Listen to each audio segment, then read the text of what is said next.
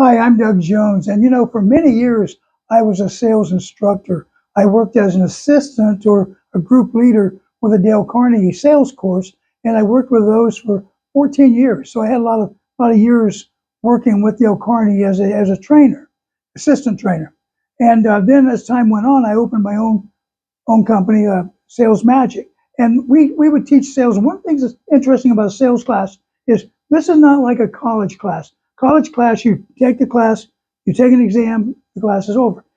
People coming to us for sales training, they want something that's going to work now, and they're going to make sure that they're getting their money's worth and getting the money back that they paid for the course and getting a lot more back. So it's got to work, and we always depend on feedback.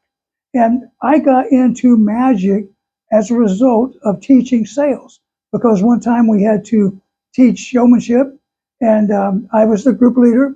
So I went to a magic store and said, "Hey, look, I've got to give a demonstration on how to use something in showmanship, it's something you have in magic."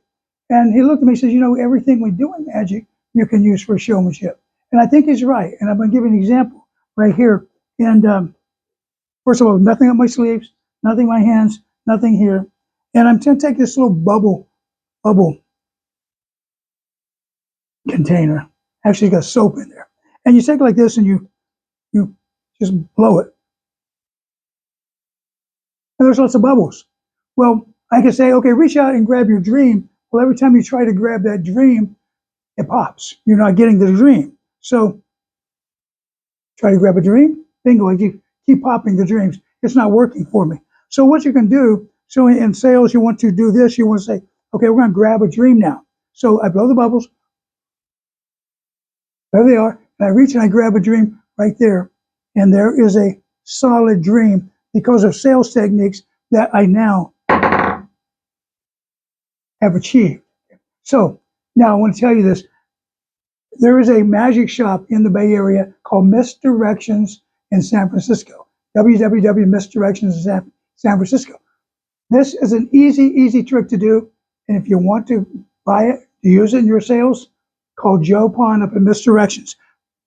Another thing that worked in our sales class immediately was we had people reading Og Mantino's The Greatest Secret or The Greatest Salesman in the World, and we were working on chapter 2. Chapter 2 was called The Love Scroll, the scroll mark 2.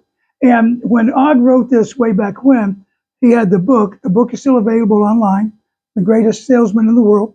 And you were to read this lesson every morning, and then read it at noon, and then read it aloud at night. 3 times a day reading it. But there's also an exercise to do, and it was called the love exercise.